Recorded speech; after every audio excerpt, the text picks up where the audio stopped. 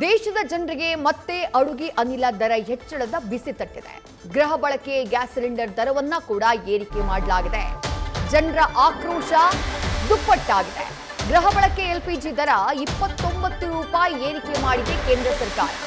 ಕೇಂದ್ರ ಸರ್ಕಾರದ ಬೆಲೆ ಏರಿಕೆ ನೀತಿಗೆ ಜನಸಾಮಾನ್ಯರು ಗರಂ ಆಗಿದ್ದಾರೆ.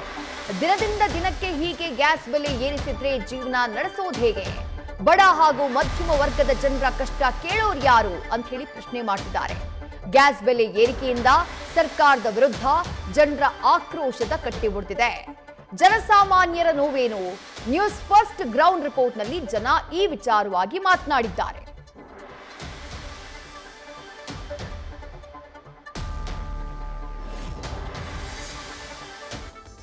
ನಾವು ರೈತರ ನಾವು ದುಡ್ಕೊಂಡು ತಿನ್ನೋ ಬಂದು ಎಷ್ಟು ಮಾಡೋ ಕೇಂದ್ರ ಸರ್ಕಾರನ ಕೊಟ್ಟೈತಿ ಸಬ್ಸಿಡಿ ಅಂತಾರೋ ಅದಂತಾರೋ ಒಂದು ಬಂದು ಐತಿಲ್ಲ ನಮ್ಗೆ. ಯಾವುದೂ ಬಂದು ಐತಿಲ್ಲ. ರೈತರಿಗೆ ಒಂದು ಗ್ಯಾಸ್ ಅಂತಾರೋ ಗ್ಯಾಸ್ ಮೊದಲು 390 ರೂಪಾಯಿ ಅನ್ನೋದು ರೇಟ. ಈ ಸಾವಿರದ ಮ್ಯಾಗ ಎಷ್ಟು ರೇಟ್ ಜಾಸ್ತಿ ಆಗೈತಿ ರೀ. ಅದನ್ನ ರೇಟ್ ಕಮ್ಮಿ ಮಾಡ್ಬೇಕು ನಮ್ಮ ವಿನಂತಿ. 29 ರೂಪಾಯಿ ಜಾಸ್ತಿ ಆಗೈತಿ ರೀ. ಅವ್ರು ಕೇಂದ್ರ ಸರ್ಕಾರ ಅವ್ರು ಏನು ಮಾಡ್ತಾರೆ ಅವ್ರಿಗೆ ಬಿಟ್ಟದ್ರಿ. ಈ ಪೆಟ್ರೋಲ್ ರೇಟು ಜಾಸ್ತಿ ಆಗೈತಿ ರೀ.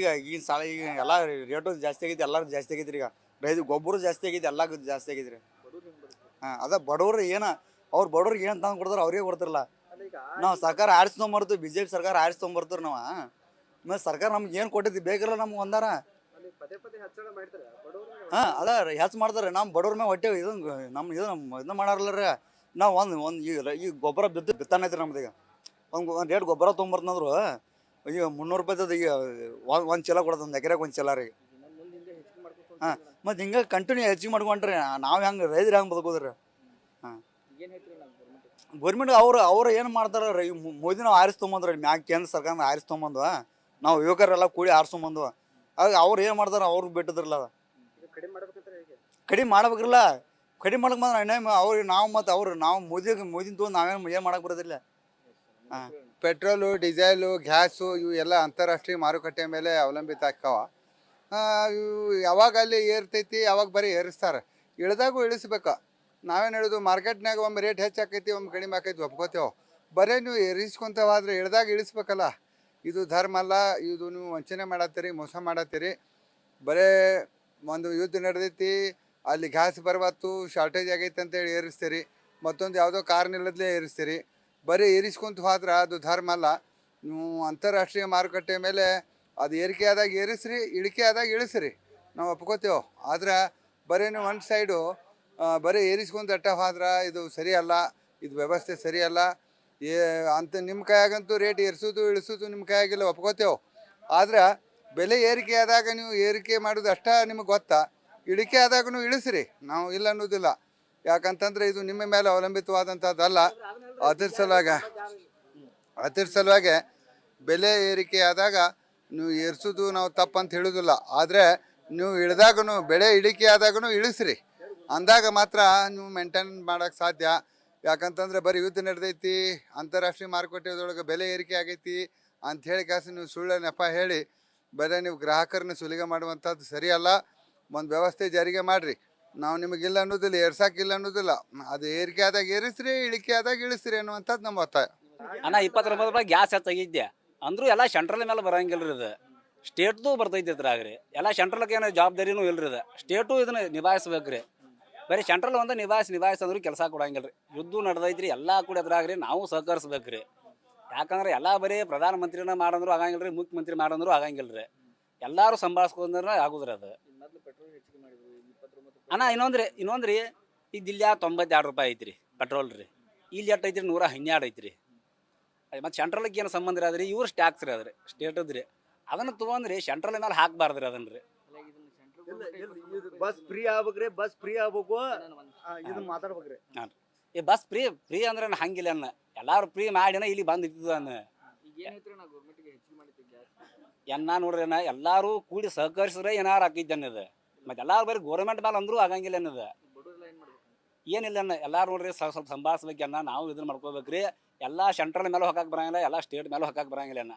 ಅದ್ರ ನಾವು ಸಹಕಾರ ಕೊಟ್ರನ ಏನಾರು ಹಾಕಿದ್ದೆ ಅನ್ನ. ಹ್ಞೂ ರೀ ಏರ್ಸಿದಾರನ್ನ. ಆದ್ರೂ ಅಂದ್ರೆ ಸೆಂಟ್ರಲ್ ಏನೈತಿ ಗೊತ್ತೇನ, ಸೆಂಟ್ರಲ್ ಕಡಿಮೆ ಮಾಡೈತ್ರಿ.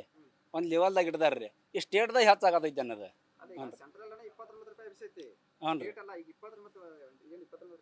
ಹಾಂ ರೀ ಇವ್ರಿಗೆ ಈಗ ಮಾತು ಅದಕ್ಕೆ ಜಾಸ್ತಿ ಮಾಡಿದಾರೆ ಬಿಡ್ರಿ ಇವ್ರಿ ಅವ್ರು 29 ರೂಪಾಯಿ ಅಟ್ಟ ಇರಿಸಿದಾರನ್ನ.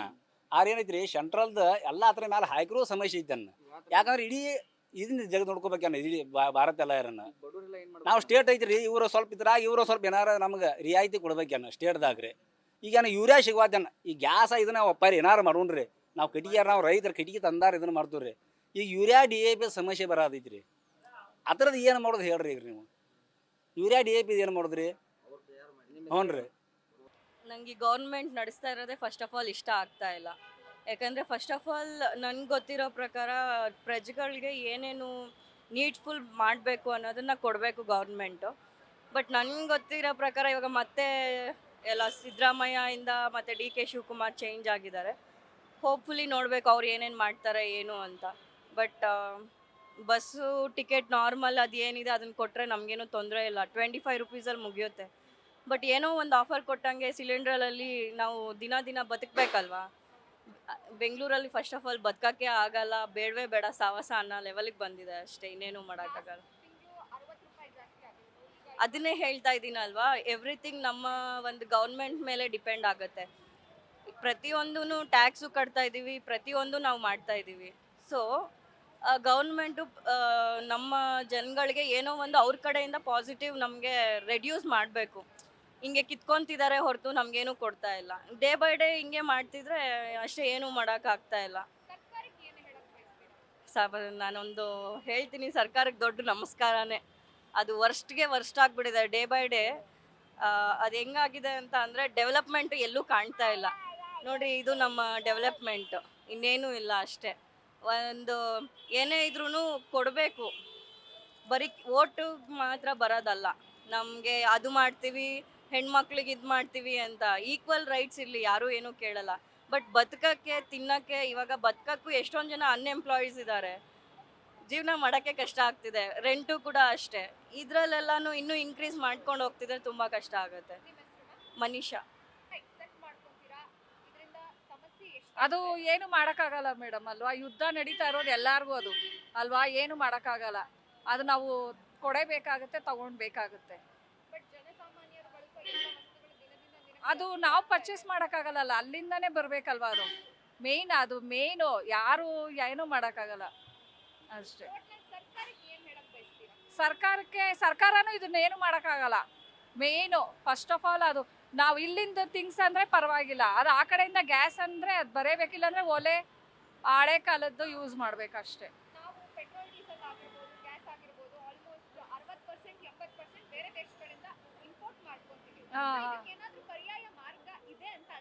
ಆವಾಗ ಹಳೇದೇ ಎಲ್ಲ ನಾವು ಅವಲಂಬಿಸ್ಬೇಕು ಅದರಲ್ಲಿ ಅಷ್ಟೇ.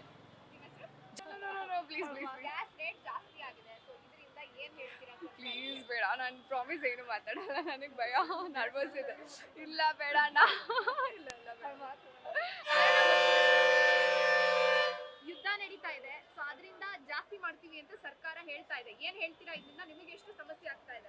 ಇವಾಗ ಜಾಸ್ತಿ ಮಾಡಿದ್ರೆ ನನ್ಗೊಬ್ರಿಗೆ ಅಲ್ಲ, ನಮಗಿಂತ ಕೆಳಗಿರೋ ಜನಕ್ಕೆ ಎಷ್ಟು ತೊಂದರೆ ಆಗತ್ತಲ್ವಾ. ತಪ್ಪಲ್ವಾ ಮಾಡ್ತಿರೋದು, ಮಾಡಬಾರ್ದಲ್ವಾ. ಸರ್ಕಾರಕ್ಕೆ ಏನ್ ಹೇಳ್ತೀರಾ? ಸರ್ಕಾರಕ್ಕೆ ಏನಂದ್ರೆ ಆಸ್ ಇಟ್ ಈಸ್ ಇದ್ರೆ ಪರವಾಗಿಲ್ಲ, ಜಾಸ್ತಿ ಅಂತೂ ಮಾಡೋದು ಬೇಡ. ಅಲ್ಲ, ಒಂದೇ ದಿವಸ 30 ರೂಪಾಯಿ ಮಾಡಿದ್ರೆ ಬಡವ್ರ ಬಗ್ರು ಹೆಂಗೆ ಬದುಕೋದು? ಅಲ್ಲ, ಫ್ರೀ ಚಾರ್ಜ್ ಮಾಡಿದ್ನು, ಆಮೇಲೆ 2000 ಇದು ಮಾಡಿದ್ನು ಸಿದ್ದರಾಮಯ್ಯ. ಹೇಳಿದ್ನಲ್ಲ, ಎಲ್ಲಿಗೆ ಬೇಕಾದ್ರೆ ನಡೀರಿ ಬರ್ತೀನಿ. ಹೌದು, ನಮ್ಮಂಥ ಬಡವ್ರು ಎಲ್ಲೋಬೇಕು, ಕೈ ಕಾಲು ಇಲ್ದವರು. ನೀನು ಜಾಸ್ತಿ ಏರ್ಸ್ಕೊಂಡು ಹೋಗ್ಬಿಟ್ರೆ ಎಲ್ಲ ಕೋಟಿಗಳು ಅಲ್ಲ. ಅಯ್ಯೋ, ಬೇರೆ ಯಾರಿಗಾದ್ರೂ ಕೇಳಿ. ಅಲ್ಲ, ಗ್ಯಾಸ್ ತರೋದು ಯಾರು? ನೀವು ಪಕ್ಕಕ್ಕೆ ಬನ್ನಿ. ಎಲ್ಲೋ ಯುದ್ಧ ನಡೀತಾ ಇರೋ ಕಾರಣಕ್ಕೆ ದರ ಜಾಸ್ತಿ ಮಾಡ್ತೀವಿ ಅಂತ ಕೇಂದ್ರ ಸರ್ಕಾರ ಹೇಳ್ತಾ ಇದೆ. ಇದರಿಂದ ಎಷ್ಟು ಸಮಸ್ಯೆ ಆಗುತ್ತೆ? ಗ್ಯಾಸಿನ ತುಂಬ ಸಮಸ್ಯೆ ಆಗುತ್ತೆ. ಯಾವ ತರ ಸಮಸ್ಯೆ, ಏನು ಸಮಸ್ಯೆ ಆಗುತ್ತೆ? ಗ್ಯಾಸ್ ಇಲ್ಲ ಅಂದರೆ ಅಡುಗೆನೇ ಆಗಲ್ವಲ್ಲ. ಒಂದೇ ದಿನಕ್ಕೆ 30 ರೂಪಾಯಿ. ಹಾಂ, ಹಂಗೆ ಮಾಡಿದ್ರೆ ಏನು ಮಾಡಿ. ಸರ್ಕಾರಕ್ಕೆ ಏನು ಹೇಳ್ತೀರಾ? ಸರ್ಕಾರಕ್ಕೆ ಏನು ಹೇಳೋಕ್ಕಾಗುತ್ತೆ ನಾವು. ಅವ್ರು ಏನು ಮಾಡ್ತಾರೋ ನಾವು ಅದೇ ಇದು ಮಾಡಬೇಕು. ಗ್ಯಾಸ್ ಯೂಸ್ ಮಾಡ್ತೀರಾ? ಗ್ಯಾಸ್ ಯೂಸ್ ಯಾರು ಮಾಡ್ತೀವಿ, ತರೋದು ನೀವಾ ಯಾರು? ನಾವೇ ತರೋದು. ಎಷ್ಟು ಕೊಡ್ತೀರಾ? 900 ಚಿಲ್ಲರೆ ಕೊಡ್ತಿದ್ದೋ, ಈಗ ಎಷ್ಟಾಗಿದೆ ಈಗ 30 ರೂಪಾಯಿ ಜಾಸ್ತಿ ಆಗಿದೆ. ಎಷ್ಟು ಫೈನ್ ಬಜೆಟ್ ಮೇಲೆ ಇದು ಹೊಡ್ತಾ ಬಿಡಲ್ವಾ? ಅಂದ್ರೆ ಒಂದು ತಿಂಗಳಿಗೆ ಇಷ್ಟೇ ಖರ್ಚು ಮಾಡಬೇಕು ಅಂತ ನಾವು ಮಿಡಲ್ ಕ್ಲಾಸ್ ಅವ್ರು ಬೇರೆ. ಹಾಂ, ಸೊ ಇದೇ ಥರ ಜಾಸ್ತಿ ಆದರೆ ಕಷ್ಟ ಆಗುತ್ತೆ. ಉಳಿಸೋದು ಹೆಂಗೆ? ಏನು ಮಾಡೋದು, ನಾವು ಕೂಲಿ ಮಾಡ್ಕೊಂಡು ತಿನ್ನೋರು. ಹೇಳಿ ಗೌರ್ಮೆಂಟಿಗೆ ಏನು ನಿಮ್ಮ ಪ್ರಕಾರ ಏನು ಮಾಡಬೇಕಿತ್ತು ಗೌರ್ಮೆಂಟ್? ಹೇಳ್ಬೋದು ಹೆಸ್ರಿ. ಹೌದು ಹೇಳಿ, ನಮ್ಮ ಅಷ್ಟೊಂದು ಬರಲ್ಲ. ನಮ್ಮ ಮಂಜುಳಾ ಅಂತ. ಒಪ್ಕೊಂತೀರಾ ಅಥವಾ ನಿಮಗೆ ಸಮಸ್ಯೆ? ಇಲ್ಲ ಮೇಡಮ್, ಒಪ್ಕೊಳಕ್ಕಾಗಲ್ಲ. ಅದು ಹೆಂಗೆ ಒಪ್ಕೊಳಕ್ಕಾಗುತ್ತೆ? ಕಮ್ಮಿ ಇವಾಗ ರೇಟ್ ಜಾಸ್ತಿ ಆದರೆ ನಾವು ಡೈಲಿ ಯೂಸ್ ಮಾಡೋರು ಗ್ಯಾಸ್ನ ಹೇಗೆ ತೊಗೋಬೇಕು? ಡೈಲಿ ಗ್ಯಾಸ್ ಬೇಕೇ ಬೇಕಲ್ವಾ? ಏನೊಂದು ಕೆಲಸಕ್ಕಾದ್ರೂ ಅಡುಗೆ ಮಾಡೋಕ್ಕೆ ಗ್ಯಾಸ್ ಬೇಕೇ ಬೇಕು. ಯಾವ ಥರ ಯೂಸ್ ಮಾಡ್ಬೇಕು ನಾವು? ಈ ಥರ ರೇಟ್ ಜಾಸ್ತಿ ಆಗ್ತಾ ಇದೆ ಪದೇ ಪದೇ. ಏನು ಹೇಳ್ತೀರಾ ಸರ್ಕಾರಕ್ಕೆ? ಇದು ರಾಂಗ್ ಅನಿಸುತ್ತೆ ಮೇಡಮ್. ನನ್ನ ಪ್ರಕಾರ ಮಾಡಬಾರ್ದು ಈ ಥರ. ಬೆಲೆ ಕಮ್ಮಿ ಮಾಡಬೇಕು ಆದಷ್ಟು ಬೇಗ. ಎಲ್ಲರಿಗೂ ಯೂಸ್ ಆಗೋವಂಥದ್ದು. ಇದು ಕಾಸ್ಟ್ಲಿ ಆಗಿಬಿಟ್ಟಿದೆ. ಏನು ಮಾಡೋದು? ಏನೊಂದಾದರೂ ತೊಗೊಳ್ಲೇಬೇಕೀಗ, ಬಿಡೋಕ್ಕಾಗಲ್ಲ. ಏನು ಮಾಡೋಕ್ಕೆ ತೊಗೋಬೇಕು ಅಷ್ಟೇ. ನೀವು ಎಷ್ಟು ಕೊಡ್ತೀರಾ ಸಿಲಿಂಡ್ರಿಗೆ? ಅದು ಗೊತ್ತಿಲ್ಲ ಮೇಡಮ್. ನಮ್ಮ ಯಜಮಾನ್ರು ತರೋದದು. ನಿಮಗೇನು ಗೊತ್ತಿಲ್ಲ? ನಮ್ಮ ಯಜಮಾನ್ರು ತರೋದಿಲ್ಲ. ಕಷ್ಟ ಆಗಲ್ವಾ ಈಗ? ಆಗುತ್ತೆ ಮೇಡಮ್. ಒಂದು ಸಿಲಿಂಡರ್ ಎಷ್ಟು ತಿಂಗಳು ಬರುತ್ತೆ? ನನಗೆ 1.5 ತಿಂಗಳು ಬರುತ್ತೆ. ಹೌದು ಮೇಡಮ್, ಲಾಸ್ ಆಗುತ್ತೆ. ಸೊ ಕೇಂದ್ರ ಸರ್ಕಾರ ಹೇಳುತ್ತೆ ಯುದ್ಧ ನಡೀತಾ ಇದೆ, ಅದಕ್ಕೆ ಜಾಸ್ತಿ ಮಾಡ್ತೀವಿ ಅಂತ. ಮತ್ತೆ ನಾವು ಬಡವರೆಲ್ಲ ಹೆಂಗೆ ಬದುಕೋದು? ಏನು ಹೇಳ್ತೀರಾ ಸರ್ಕಾರಕ್ಕೆ? ಮೋಸ ಮಾಡ್ತಿದ್ದಾರೆ ನಮ್ಗೆ ಓಟ್ ಹಾಕಿಸ್ಕೊಂಡು. ಓಟ್ ಹಾಕಿ ಗೆಲ್ಸಿರೋದು ನೀವೇ ಅಲ್ವಾ? ಹೌದು, ಈಗ ನಮಗೆ ನಾವೇ ಮೋಸ ಮಾಡ್ಕೊಂಡಿರೋ ಥರ ಆಗಿದೆ. ಏನು ಮಾಡೋದು? ಬರೀ ಗ್ಯಾಸ್ ಅಲ್ಲ, ಪೆಟ್ರೋಲ್ ಡೀಸೆಲ್ ದರ ಏರಿಕೆ ಆಯಿತು. ಕಡಿಮೆ ಮಾಡಬೇಕು ಮೇಡಮ್. ಹೆಂಗೆ ಬದುಕೋದು? ಈಗ ಮನೆಯಲ್ಲಿ ಎಲ್ಲ ಮಕ್ಕಳೂ ದುಡಿಯೋಕ್ಕಾಗುತ್ತಾ? ಕಷ್ಟ ಆಗುತ್ತೆ. ಮಿಡಲ್ ಕ್ಲಾಸ್ ಫ್ಯಾಮಿಲಿ ಬದುಕೋದೇ ಕಷ್ಟ. ಹಳ್ಳಿಲಿದ್ರೆ ಬೇಕಾದ್ರೆ ಹೆಂಗಾದ್ರೂ ಜೀವನ ಮಾಡ್ಬೋದು. ಸಿಟಿಲಿ ಹೆಂಗೆ ಮಾಡೋದು? ಈಗ ಇಲ್ಲಿ ಒಲೆ ಇಟ್ಟು ಅಡುಗೆ ಮಾಡೋಕ್ಕಾಗುತ್ತಾ? ಎಷ್ಟು ತಿಂಗಳಿಗೆ ಎಷ್ಟು ಗ್ಯಾಸ್ ಯೂಸ್ ಮಾಡ್ತೀರಾ? ನಮ್ಗೆ 1.5 ತಿಂಗಳಾಗುತ್ತೆ ಮೇಡಮ್. ನಾವು ಒಂದು ಗ್ಯಾಸಿಗೆ ಎಷ್ಟು ಕೊಡ್ತೀರಾ? 900 ರೂಪಾಯಿ ಆಗುತ್ತೆ. 200 ರೂಪಾಯಿ ಜಾಸ್ತಿ ಆಯಿತು. ಹೌದು, ಜಾಸ್ತಿ. ನಮ್ಗೆ 10 ರೂಪಾಯಿ ಉಳಿದ್ರೂ ಒಳ್ಳೇದಲ್ವಾ? 10 ರೂಪಾಯಿ ಉಳಿದ್ರೂ ಒಳ್ಳೇದು ನಮಗೆ. ಹಾಂ, ಮತ್ತೆ ಏನು ಮಾಡೋದಕ್ಕಾದ್ರೆ ಕಷ್ಟ ಆಗುತ್ತೆ ಮೇಡಮ್. ಸರ್ಕಾರ ಸ್ವಲ್ಪ ಎತ್ತೆಚ್ಕೊಂಡು ಎಲ್ಲ ರೇಟ್ಗಳು ಕಡಿಮೆ ಮಾಡಬೇಕು. ಇವಾಗ ಗ್ಯಾಸ್ ತರೋದು ಮನೇಲಿ ನೀವೇ. ಹೌದು 30 ರೂಪಾಯಿ ಜಾಸ್ತಿ ಆಗಿದೆ. ಹೌದು ಕಳೆದ ತಿಂಗಳು 60 ರೂಪಾಯಿ ಜಾಸ್ತಿ ಆಗಿತ್ತು. ಹೌದು ಕೇಂದ್ರ ಮೇಡಮ್. ಸರ್ಕಾರದವ್ರು ಏನು ಹೇಳ್ತಿದ್ದಾರೆ? ಯುದ್ಧ ನಡೀತಾ ಇದೆ, ಜಾಸ್ತಿ ಮಾಡಲೇಬೇಕು ಅಂತ ಹೇಳ್ತಿದ್ದಾರೆ. ಇದನ್ನ ನಾವು ಒಪ್ತೀರಾ ಅಥವಾ ಈ ನಿರ್ಧಾರ ತಪ್ಪು ಅಂತ ಹೇಳ್ತೀರಾ? ಈ ನಿರ್ಧಾರ ತಪ್ಪಾಗುತ್ತೆ ಮೇಡಮ್. ಯಾಕಂದರೆ ಪ್ರತಿಯೊಂದಕ್ಕೂ ಅವರು ಎಲ್ಲ ರೀಸನ್ಗಳು ಹೇಳ್ತಾ ರೇಟ್ಗಳು ಜಾಸ್ತಿ ಮಾಡ್ತಾನೆ ಇರ್ತಾರೆ. ಏನೋ ಅಫಿಷಿಯಲ್ಸ್ಗಳು ಆದರೆ ಓಕೆ ನಡೆದೋಗುತ್ತೆ, ಮಧ್ಯವರ್ತಿಗಳು ತುಂಬ ಕಷ್ಟ ಆಗುತ್ತೆ. ತಪ್ಪಾಗುತ್ತೆ ಈ ಥರ ಮಾಡ್ತಾ ಇರೋದು. ಪ್ರತಿಯೊಂದು ಪೆಟ್ರೋಲು ಇವಾಗ ಜಾಸ್ತಿ ಆಗುತ್ತೆ ಅಂತ ಹೇಳ್ತಾ ಇದ್ದಾರೆ, ಡೀಸೆಲ್ ಜಾಸ್ತಿ ಆಗುತ್ತೆ.